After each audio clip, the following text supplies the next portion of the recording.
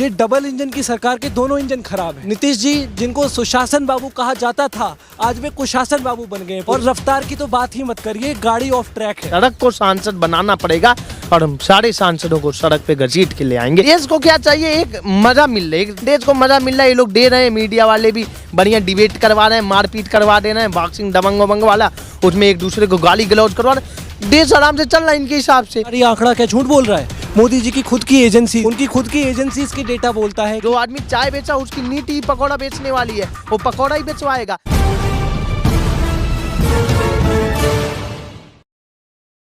नमस्कार, मैं ज्योतिष चौहान। पिछले कुछ दिनों से आप लगातार देख रहे होंगे कि अलग अलग राज्यों में पेपर लीक का मामला सामने आ रहा है। फिलहाल इस वक्त बिहार से बीपीएससी का पेपर जो है वो लीक हो गया है और हमारे साथ कुछ स्टूडेंट हैं, उनसे बातचीत करेंगे कि क्या कुछ कहना चाहते हैं। लगातार एक के बाद एक पेपर लीक का मामला सामने आ रहा है, तो भाई क्या कहना चाहेंगे जिस तरीके से पेपर लीक हुए बीपीएससी के? अभी 1 घंटे पहले की खबर है जी, बीपीएससी का पेपर लीक एक बार फिर से सरकार की जो कार्य करने की क्षमता है, उसकी जो एडमिनिस्ट्रेटिव एबिलिटी है, उसके ऊपर एक गहरा प्रश्न चिन्ह लगाता है।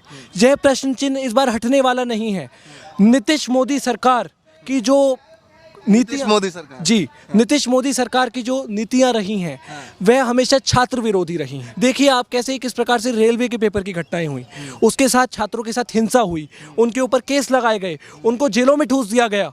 तो नीतीश सरकार की राजनीति, अच्छा, सुशासन बाबू कहा जाता है नीतीश कुमार को। देखिए नीतीश जी जिनको सुशासन बाबू कहा जाता था, आज वे कुशासन बाबू बन गए हैं पूरे बिहार के लिए।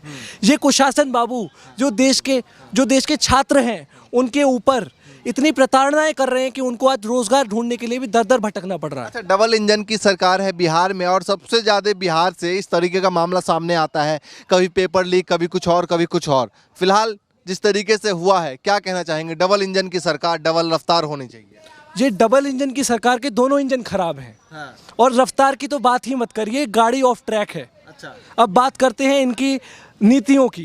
देखिए किस प्रकार से रेलवे एग्जाम में क्या हुआ, उसके बावजूद छात्रों के ऊपर आप देखिए स्टेट सर्विसेज में क्या होता है, उसके साथ साथ स्टेट लेवल बोर्ड एग्जाम भी लीक हो जाते हैं।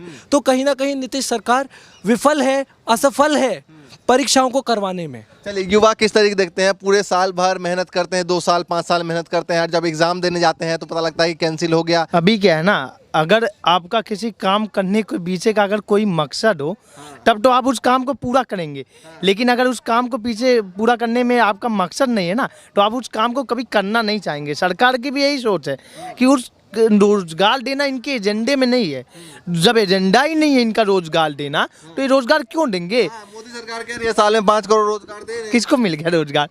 रोजगार किसको मिला? रोजगार तो आपको पिछले साल के आंकड़े उठा लीजिए, और ये मैं नहीं बोल रहा हूँ, ये सरकारी एजेंसी बोल रही है कि कोरोना टाइम में 30 लाख से अधिक लोगों ने रोजगार छोड़ दिया है। और नॉन परफॉर्मिंग सेक्टर में 5 करोड़ लोग ऐसे हैं जो घरेलू उद्योग में लगे हुए हैं, उनका रोजगार खत्म हो गया है। ये सरकारी एजेंसी बोल रही है। आपको जैसे दिल्ली में बेरोजगारी भत्ता देने की जरूरत पड़ रही है, तो ये क्यों देना पड़ रहा है? क्योंकि आपने रोजगार दिया ही नहीं, और रोजगार देने की जोड़ी रोजगार आपने पैदा ही नहीं किया। आप शिक्षक नहीं भर्ती नहीं निकाल रहे हो, आप पीजी एमबीबीएस डॉक्टरों की भर्ती नहीं निकाल रहे हो, यूपीएससी का आप निकाल रहे हो। यहाँ तक कि इतिहास में पहली बार यूपीएससी का पेपर लीक हो गया।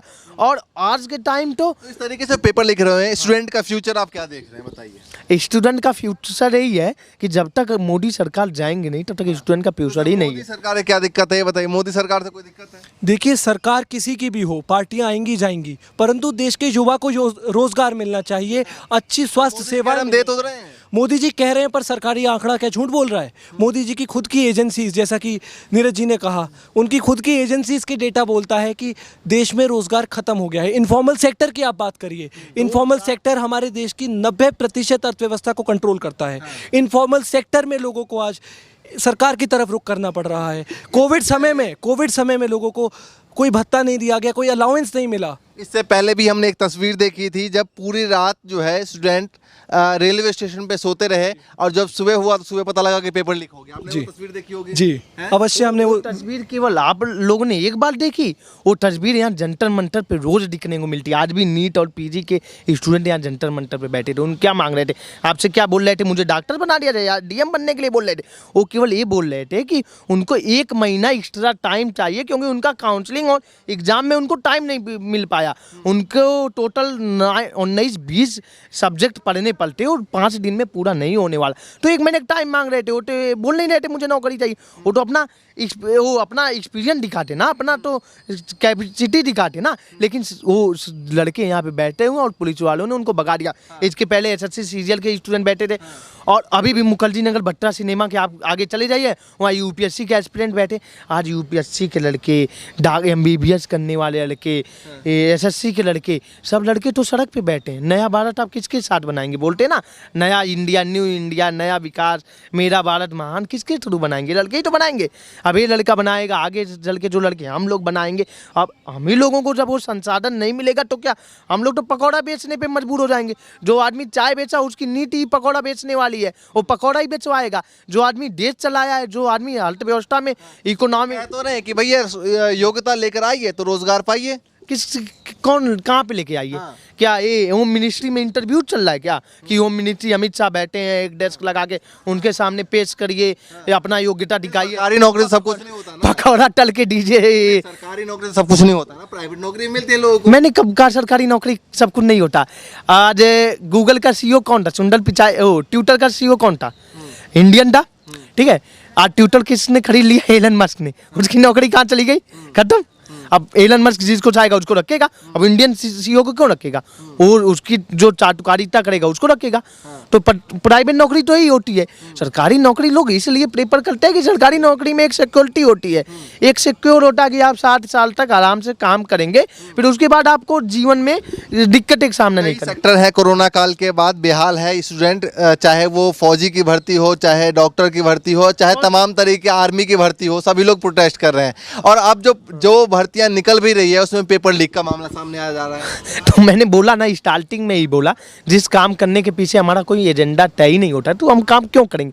किसी ना किसी रीजन से हम वो हटा देंगे। हाँ, लश्कर भी तुम्हारा, सरदार भी तुम्हारा, तुम झूठ को सच लिख दो, अखबार भी तुम्हारा। तो अपने हिसाब से जो तरीका चाह रहे हैं उस तरीके से चीज़ों को मॉडिफाई किया जा रहा है और पेपर लीक को आज के टाइम देशभक्ति करार दे दिया जा रहा है।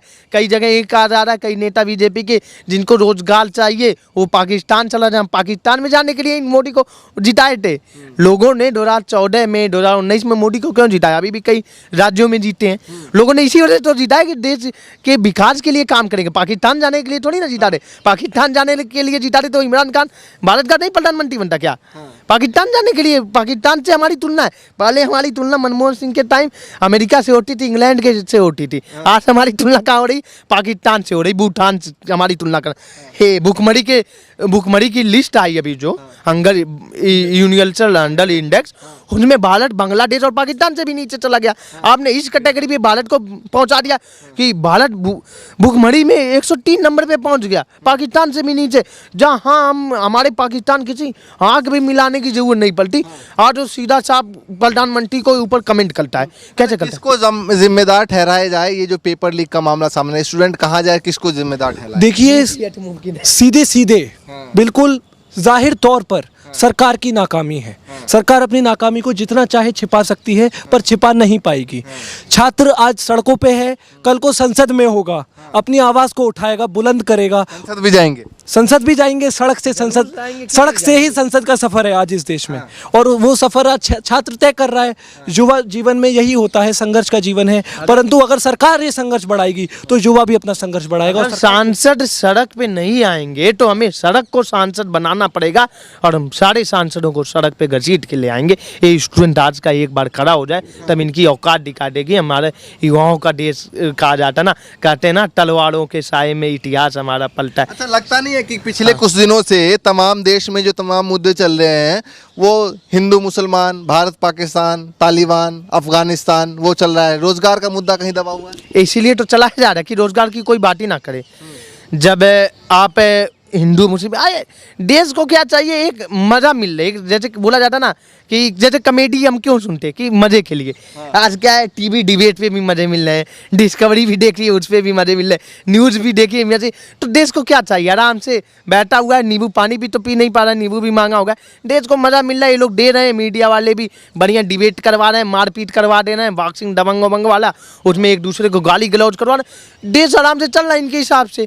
लेकिन देश के जो मिडिल क्लास लोग हैं आज जो किस तरह भुखमरी के शिकार हो रहे हैं, जहाँ दिन में 100 रुपये आपकी जेब में जाता था तो 2-3 टाइम आप खाना कुछ खा सकते थे, आज दिन में 100 रुपये रहे तो एक टाइम भी मुश्किल से नसीब होगा। आज उन पे असर है।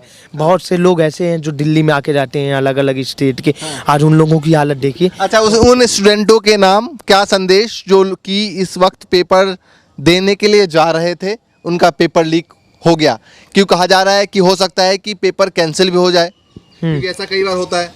देखिए क्या होता है ना कि उन स्टूडेंटों को तो हम यही संदेश देना चाहेंगे कि अगर आप अपनी चीज़ों के लिए नहीं खड़े होके अगर आगे नहीं उठ के आओगे तो ये सरकार आपकी सुनने वाली नहीं। सरकार तो किसान जब 1 साल तक सड़क पे रहे तब तो जाके उनकी बात मानी, वो भी पूरे तरीके से नहीं, तो वो तो 60 उनके सामने कुछ नहीं है, तो 60 की ऐसे बात नहीं माननी। आप क्या संदेश? जी, सबसे पहला संदेश मैं छात्रों को देना चाहूँगा कि यह संघर्ष लंबा है। जब तक सरकार सत्ता में है हमें ऐसी लड़ाइयाँ लड़नी होंगी, हमें संघर्ष करना होगा, हाथ से हाथ मिलाकर चलना होगा, कंधे से कंधा मिलाकर चलना होगा और सरकार से लड़ना है। परंतु पेपर लीक होना, छात्रों के भविष्य के साथ खिलवाड़ होना, यह बहुत दुर्भाग्यपूर्ण है। हम इसकी कड़ी निंदा करते हैं। छात्रों के साथ हमारी संवेदनाएं हैं। धन्यवाद। चलिए, ये तमाम छात्र मेरे साथ मौजूद थे। इस वक्त बिहार से जो खबर निकल के आई वो बेहद चौंकाने वाला है, क्योंकि इससे पहले कई ऐसी जगहों पर चाहे उत्तर प्रदेश हो चाहे कई और राज्य हो जहाँ से खबर निकल कर आई कि पेपर लीक हो चुका है, और अब ये खबर बिहार से। जो भी अपडेट होगा लगातार आपको देते रहेंगे, पहुंचाते रहेंगे। फिलहाल के लिए नमस्कार।